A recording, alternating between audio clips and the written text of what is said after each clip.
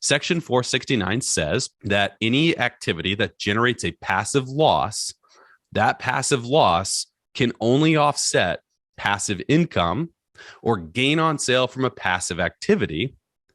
And if there is no passive income or no gain on sale from a passive activity, then the passive loss is simply suspended and it's carried forward. You cannot use the passive loss. And now, here's your host, Jason Hartman, with the complete solution for real estate investors. It is my pleasure to welcome Brandon Hall returning to the show. He is the CEO of Hall CPA, and we're here to talk about some tax strategies for real estate investors. As I always say, taxes are the single largest expense in most people's lives. Yet people spend so little time understanding the tax code and understanding how they can benefit from it. Numbers are the language of the tax code, and this kind of stuff can save you a lot of money. If you went to his firm directly, you might have to pay, I don't know, $400 an hour for this type of advice. I'm not sure what he charges, but it would be expensive. And it's here for you on the show for free today. And also we got some a couple of different course offerings he'll tell you about that are discounted for our listeners as well. Brandon, welcome back. How are you? Thank you, Jason. Thanks for having me. I'm good. Thanks. It's good to have you. So we're going to talk about long-term rentals mostly, but also short-term rentals. And there is a short-term rental loophole. And, some of our clients are doing short-term rentals. I have my concerns about that market, thinking it might be a little oversupplied, but we'll see if I'm right or wrong. I always have to wait to a recession to know. Yeah. When the travel drops, but that's probably not coming too terribly soon here. Anyway, tell us about the short-term rental loophole. There's a good strategy here, right? Yeah. Well, and I'll just say too, the first thing that I love about the short-term rental space is that, you could throw your property up on Airbnb and VRBO and you just get instant marketing. And I think a lot of people underappreciate that. Marketing's a hard game in the short-term rental space, but to be able to throw it up on a platform and just automatically get leads is really incredible. So to explain the short-term rental loophole, let me just give you a 30-second of who I am. I'm a CPA. I run a national CPA firm. I've got around 40 employees. We're growing really fast. We only work with real estate investors and operators of syndicates and funds. So we've been in this space since 2015, 2016 when I started the firm. And we've built out this really niche expertise. So we're always kind of thinking about new ideas and new ways to help our clients. Now, one interesting idea or way that you can significantly reduce, potentially even eliminate your tax bill is to invest in short-term rentals. And to explain this loophole, I think I first need to explain how the passive activity loss rules work. Every real estate investor is subject to Section 469 of the Internal Revenue Code. And that section is the passive activity loss rule section. So this is long-term real estate investors, syndicate owners, fund owners, LPs and syndicates and funds, short-term rental owners. Everybody is going to be subject to this section. So it's the most and LP is limited partnership. Limited partners, yeah. And it's the most important code section for any real estate investor to understand at a fundamental level. You don't have to understand all the nuances, but you really need to understand how Section 469 works because it's going to significantly alter your tax outcome. So Section 469 was implemented in 1986. Before 1986, you could be a physician earning $1 million a year, go out and buy a rental property. Or a lot of windmills. Or anything. So you could be earning millions of dollars and buy real estate. Right. You could accelerate the depreciation, create these large tax losses from your real estate, and those large tax losses could offset or eliminate your physician income, your any type of income, business owner income, whatever it is. So Congress in 1986 said, "Hey, it's not fair that high income people are using rental real estate, as a tax shelter. So we're going to implement a new code section that prevents them from doing this." That is Section 469. Section 469 says that any activity that generates a passive loss, that passive loss can only offset passive income or gain on sale from a passive activity. And if there is no passive income or no gain on sale from a passive activity, then the passive loss is simply suspended and it's carried forward. You cannot use the passive loss. Okay. So So before you move on, Brandon, and please remember kind of where you are in this conversation, but I just want to ask you about that because, a lot of people think I'm a high income earner. I want to invest in real estate. I love real estate. Of course, it's, the best asset class in the world, but I can't take all the tax advantages because it phases out when you earn over $150,000, right? mhm, And that good loss, we'll call it the good loss, the loss you want, it suspends. So mhm. what happens with that? Just explain that. A lot of our listeners have trouble understanding that because typically when you sell the property, you have a gain, right? You're selling for more than you bought. I mean, pretty much always, right? Nothing's guaranteed except death and taxes. but how do you take advantage of that when it's suspended, when you someday liquidate the property? Yeah, so suspended passive losses occur when you don't have any other passive income or any gain on sale from a passive activity. So a suspended passive loss carries forward indefinitely until the point that you have passive income or gain on sale from a passive activity. So if I have a rental that produces a $10,000 passive loss and I don't have any other passive income and I haven't sold a passive activity at a gain, then that $10,000 passive loss simply becomes suspended. It's reported on my tax returns and it's going to carry forward until I sell a property at a gain or until one of my properties generates taxable income after depreciation. So the Which would have to confusing be a lot part of there income. is, though, you have depreciation recapture. So how do you take the loss? Well, so the loss will first offset depreciation recapture, right? So Okay. the loss is going to be ordinary in nature, and that means that it's first going to offset all ordinary gain. So the depreciation recapture is going to be offset. So if you're taking the loss, if the loss is becoming suspended, at some point you're going to offset this gain that the loss has also created, that depreciation recapture. So you don't have to really worry about that too much. And a lot of people, whenever they have this challenge in their mind of I'm not getting any tax benefits, what I like to do is press pause, take a step back, and look at the bigger picture. The reality is you are getting tax benefits because you're receiving cash flow today that you're Mm-hmm. not paying tax on, right? So like I could invest in $100,000 home and I could earn $3,000 of net operating income. We'll just call it cash flow just to keep it simple. I know it's not exactly how it works, but Right. let's call it $3,000 of cash flow. But I could tell the IRS at the same time after depreciation that my net operating income was actually a negative $1,000. So that means I've got $1,000 tax loss that I'm reporting to the IRS. That $1,000 tax loss gets suspended, meaning I don't get a tax benefit from that $1,000 today, but I still earned $3,000 of actual cash flow that I'm Right. not paying tax on today. Right. So Yeah. you're still getting the tax benefits. Right. You got to separate it emotionally and you got to really look at it objectively. A lot of times real estate investors, they just don't know how to keep score. They don't know how to do the math. They think they're losing when they're actually winning. And the time they usually realize they're winning is a year later when they go to do their taxes. Yeah. They call us up and they say, wow, this is a lot better than I thought. And I'm like, I told you so. Yeah. Yeah, indeed. Yeah. Indeed. It's the Well, most tax favored asset class in America. oh, it's amazing. It's truly amazing. I started this business because I wanted to see if real estate, like I wanted to see, frankly, rich people's tax returns. I wanted to Right. see Yeah. if real estate was the way to do it. Because I was young when I was like 25, 26 years old when I started my firm. Yeah. And real estate is for sure the way to go. So Yeah. that's what I learned through that experiment. Yeah. But anyway, so let's get back to the passive activity loss rules. Okay. So the passive activity loss rules implemented in 1986. The purpose is when you get that tax loss from your rental real estate, it's passive, it becomes suspended, you can't use it, right? So the government's trying to prevent you from using that $1,000 tax loss that I just talked about. So the passive activity loss rules effectively created two buckets of income. They created the passive bucket of income and they created the non-passive bucket of income. Yeah. In the passive bucket is any rental property, unless I qualify as a real estate professional. And also in the passive bucket is any trade or business that I do not materially participate in. For example, if I invest in a hair salon and I'm not materially participating, I'm not making management decisions, that's a passive investment that goes into the passive bucket for me. Okay.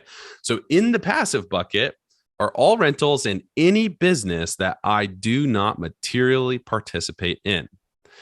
And in the non-passive bucket is any business or job that I do materially participate in. So my CPA firm, for example, I work an incredible amount of hours. So that is in the non-passive bucket for me.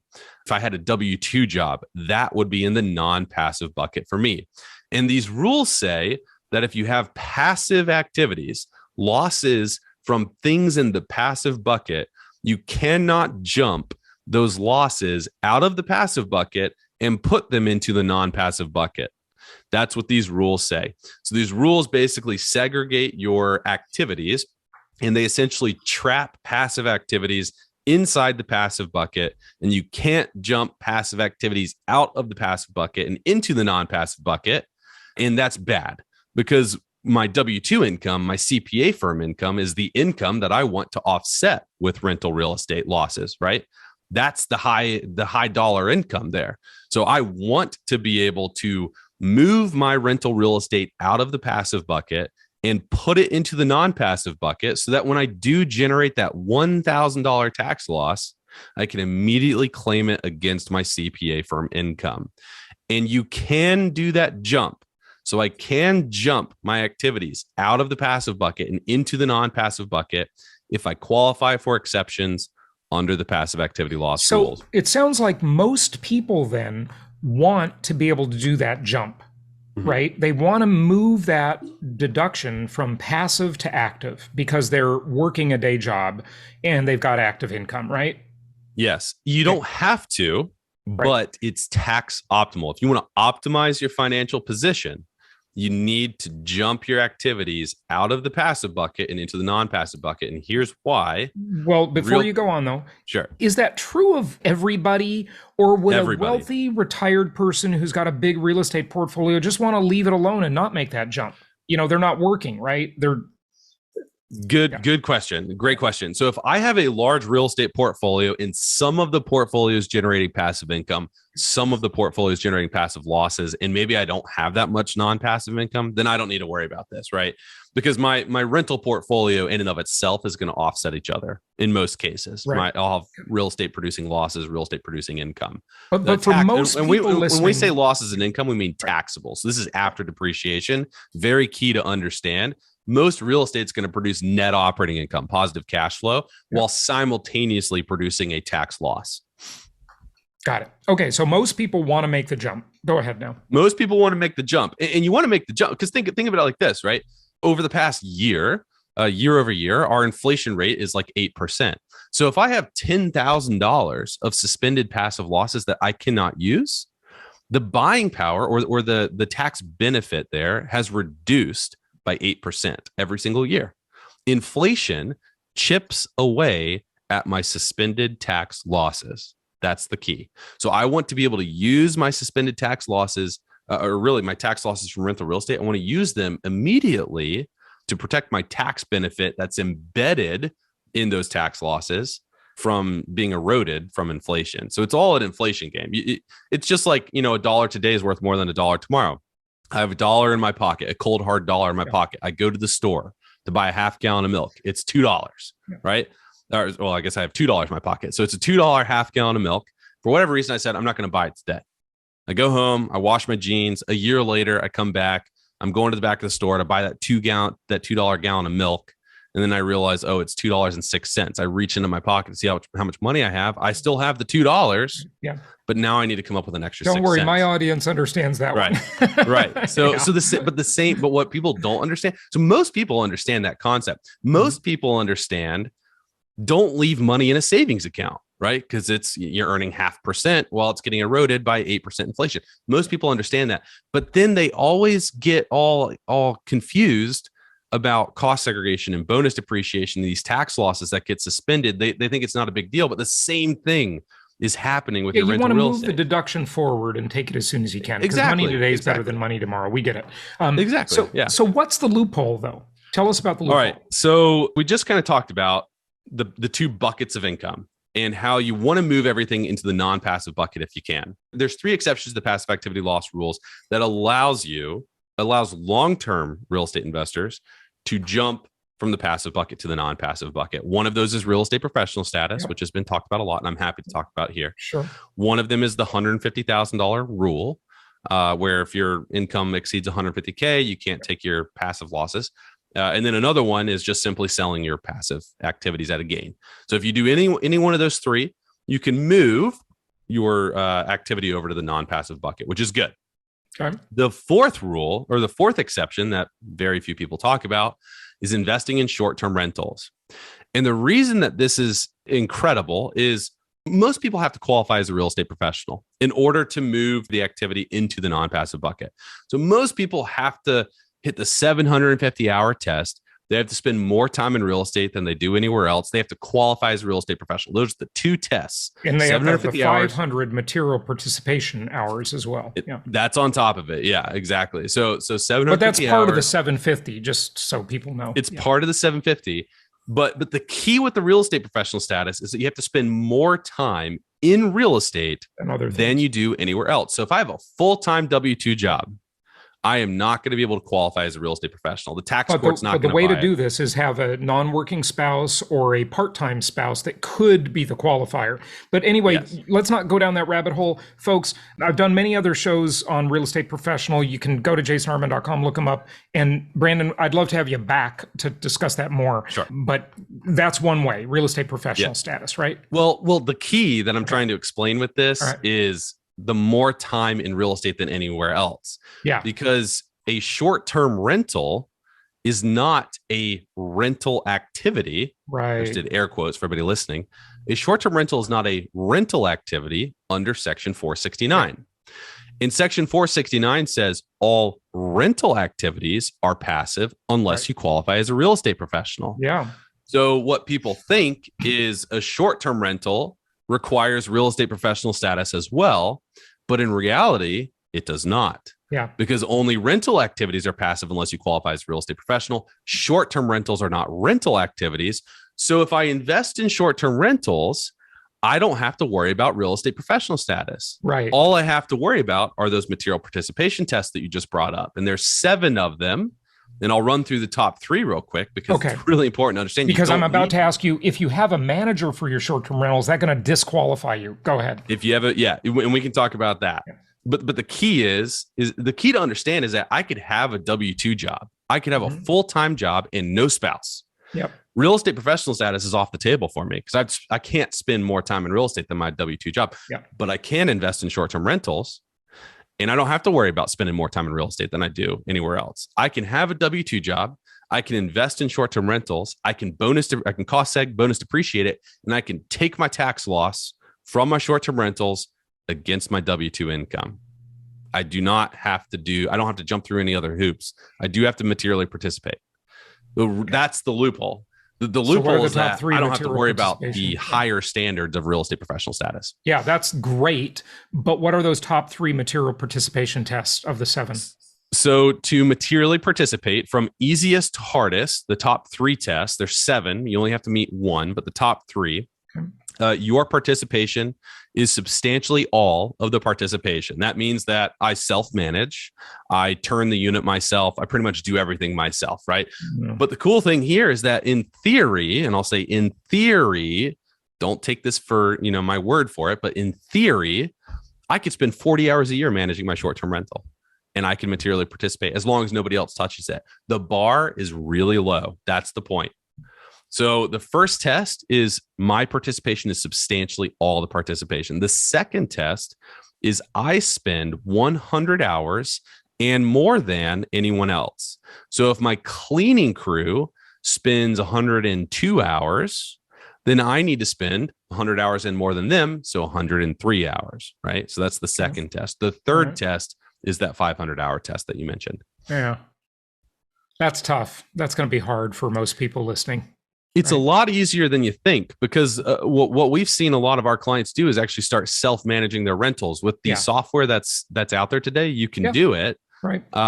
You can't always do it, but you can do it and you can do it relatively easily. All you have to do is coordinate your cleaning crew and your linens. And then you put up a couple of Ring cameras to make sure that everything's going okay. Yeah. Right. I'm proud to say that I am self-managing all of my long-term rental portfolio. I do have one short-term rental. I'm kind of more of an experiment, maybe, Yep. more than less. And I do have a manager for that one. So interesting. But I highly recommend self-management because, Yeah. you might not believe this, Brandon. What was it, like 10, 12 years ago or something? I actually got audited. I've only been audited twice in my whole life. And both times the IRS really got a bad deal, so they don't come back to bother me too much, thankfully. And I've like complex tax returns, multiple entities, many businesses, etc. So that's like an audit target. But I got audited for real estate professional. Me, of all people, right? And one of the things, and I did win. I won the audit, thankfully. It was a huge win. I mean, I got like over $400,000 back from the IRS. It was beautiful. Wow. I loved it. It was a great deal. But anyway, one of the things they tried to say is, you don't self-manage all of your properties. You have some managers. Yeah. And so you don't have enough material participation. It all hinged on that 500 hours of material participation. Thankfully, I won, but, I might have lost, right? Yeah. And I just love self-management. It's just so much easier. It actually takes less time counterintuitively than having a manager because you don't have someone with a conflicting agenda. So, yeah. But on the short-term rental, I don't know. It's different. Well, I mean, I bought a beach home in September of last year, and I've been self-managing since. And it's just all about systems. It's just like any other business, right? Sure. And if you set the systems up, you use the software in the right way, you can automate a lot. Of course, the more that you automate, the more your material participation hours go down. So you do have to be careful.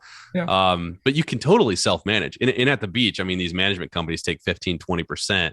Yeah. And, I was just like, okay, well, I can at least take it on the chin and try to self-manage for a year and get paid that 15 to 20% as a result of my efforts. Yeah. And it's been going pretty well. I mean, it's pretty smooth. You gotta deal with the random questions that get asked every once in a while. But it's okay. One of the big keys to that is just having a good house cleaner that really becomes a sort of extension manager, right? Where they kind of keep an eye on everything for you. But anyway, okay, good. So one of the things that I think is highly overlooked, and you've got some slides to share with us, I want to see those. But one thing that I think is highly overlooked, and it's very hard to calculate the ROI on this, but that is over the course of years, the huge benefit of 1031 exchange. I mean, I've just done a whole bunch of those on my own portfolio. I'm in one right now, and it's just incredible to be able to reinvest pre-tax dollars with other investments. You might think in the stock market or cryptocurrencies or whatever, you're doing better. Of course, you're not lately, you're not thinking that, but in general. But the 1031 exchange is just huge. The way that compounds that benefit, it's incredible. Yeah. Oh yeah, exactly. In all, what we're talking about is not only compounding the dollars that we've invested, but we're also talking about compounding tax savings. We're talking about just compounding all the equity that we've earned as well. You're just trading up, right? You just keep buying bigger, larger assets. But the nice thing about the 1031 exchange too is you could always do that cost seg bonus depreciation on that first rental you buy, and all that depreciation recapture can get rolled into the next property as well with the 1031. And then you can do a cost seg again on the new property. It starts to lose its value. The cost seg starts to lose its value as you move up in value with a 1031 because you have less cost basis as you move up. But still, you can keep doing it, producing a lot of tax losses for you on a consistent basis. Yeah, good. But show us your visuals and talk to us about those. So real estate professional status, again, we have two buckets of income: passive income bucket, non-passive income bucket. The goal is to move my rentals out of the passive bucket and into the non-passive bucket. Qualifying as a real estate professional is one way to do that. But it's also important to understand that qualifying as a real estate professional only allows you to overcome the presumption that your rentals are passive. Basically, it means absolutely nothing unless you also materially participate. So kind of like what you said earlier, Jason, you have to qualify as a real estate professional and you must also materially participate in your rentals. You can do them both at the same time. That's fine. But where we typically run into issues is where we have like a real estate broker who does brokerage full time. They're a real estate professional because they meet these two tests: 750 hours in a real property trader business and more time in a real property trader business than anywhere else. But real estate brokers, builders, contractors typically forget that they must also materially participate in their rentals. So even though they can be a real estate professional, they don't have the material participation in their rentals. And so their rentals are still passive. So that's the thing that I wanted to show you on the real estate professional status. And then I do want to talk real quick about the hours that count and don't count. Investor level hours, like time spent reviewing like financials, filing taxes, paying bills, doing bookkeeping, that time's not going to count for material participation or for real estate professional status hours unless you're involved in the day-to-day management. So here's another positive point for self-managing, because a lot of people, especially at a distance, especially in the short-term rental space, that this is the stuff that they're doing. They're paying bills, they're managing those financial statements, doing the bookkeeping. None of that time is going to count as material participation hours unless you're involved in the day-to-day management, which effectively means you can't have a property manager. Education and research does not count. And I put tax court cases here. We got half a pour versus commissioner for those that are listening. And then also Padilla versus commissioner, because I typically get pushback when people are learning about this stuff. They go, why wouldn't my education and my research count? Why doesn't my time spent, sourcing all these deals count? And it's just because that time's not actually spent operating your landlording business, right? It's important. It helps expand, but the tax court is going to consistently say that education and research time does not count. They're too easy to log, basically.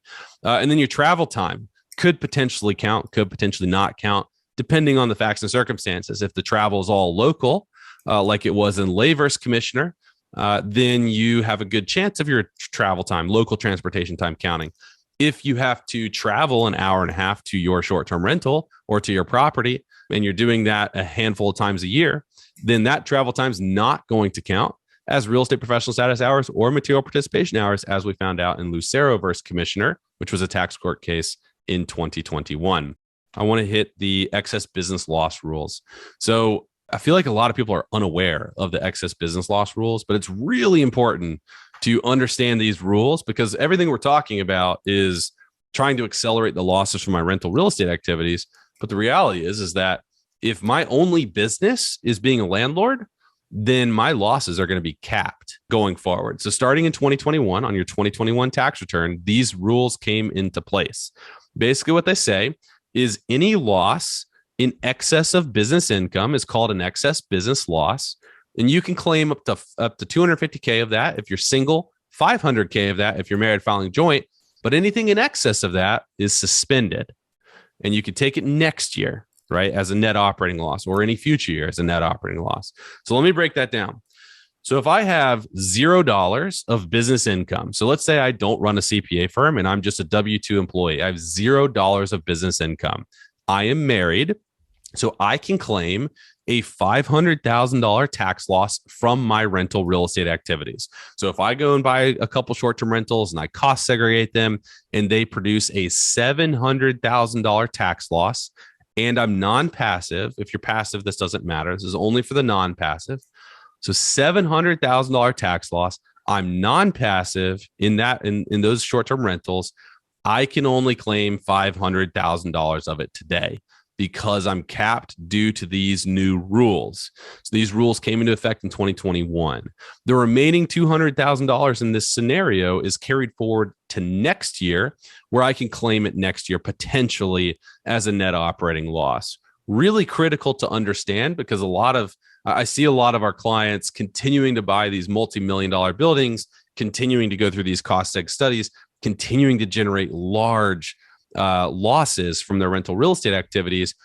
But the reality is that if you are successful in qualifying as a real estate professional and materially participating, if you are successful on the short-term rental side, materially participating, then the non-passive losses that these rentals are creating are subject to these new rules. You can only claim $250K of that loss if you are single, $500K if you're married filing joint. The exception here, or the way around it, is if I'm running my CPA firm and I generate, let's say $500,000 of net income, if I can take a dollar for dollar loss deduction for that, so I can take the full $500K, and then I can take an additional $500K. So this loss cap is only on the losses in excess of my total business income. So if you're running a business and you're generating business income, you're probably okay. If you're working a W-2 job and you don't have any business income, then your losses from your rental real estate are going to be capped at $250K if you're single, $500K if you're married filing joint. So if you've got a big portfolio, you do cost segregation to bring forward the depreciation deductions. Rather than waiting 27.5 years, for example, you can bring them forward to 5 or 7 years, right? Mm-hmm. And these benefits add up to more than $250,000 in tax deduction if you're single, or 500 if you're married.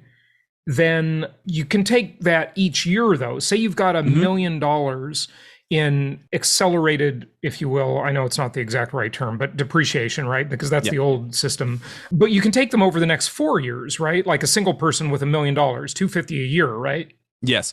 So the key So here so is it's not that bad. You just can't do it all in 1 year. right. Well, and the key here to understand too is that my losses can always offset business income or rental income. So if I have rentals generating positive income after depreciation, and then I have rentals generating taxable losses after depreciation, they can always net out. The key is that when I look across all of my businesses and all of my rentals, if I have more losses than I do income, then I'm subject to these rules. And so who this really hurts is people who are retired and earning Social Security.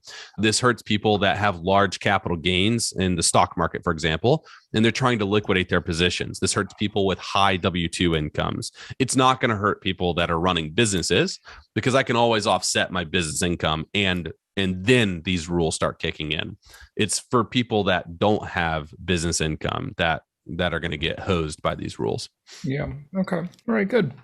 Okay. What else do you want to touch on before you wrap it up? Just sum this up for us. We could talk forever about tax. You got what? Over 70,000 pages of tax code. I'm sure it's increased by now. That's an old number.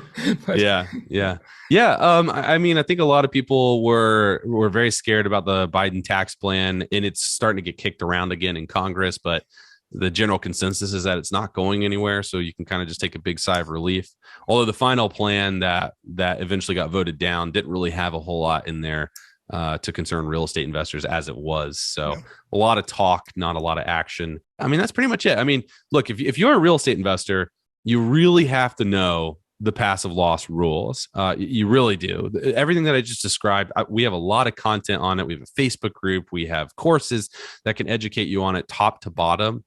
And if you understand these rules, you will truly be executing that, like that rich dad, poor dad, my cash flow streams offset each other and I never pay taxes in my life. That is the passive activity. Those are the passive activity loss rules. So you have to learn those rules. And once you do, it's just, you start to see things a lot clearer as you build your portfolio. Yeah, that's great. And by the way, you can get Brandon's courses with a nice special offer for our audience at jasonhartman.com/taxsmart. That's jasonhartman.com/taxsmart. So check out that URL. It's going to be special offers on 2 products. One is a overall tax boot camp, and then the other is a short-term rental course that's shorter. So some good stuff there. Check that out. Remember, income property is the most tax favored asset class in America.